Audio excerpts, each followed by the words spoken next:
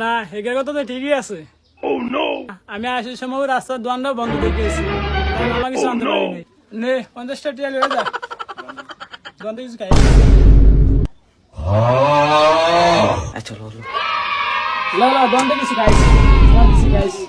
আমরা গাঁতে টিয়া লই না, মামাই দিকে লইছি।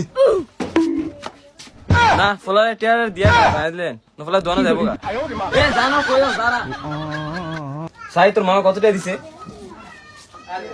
50 টাকা এবার 20 টাকা তোর নিয়ে খাইস না লাগতো না আমি টিয়া লই না।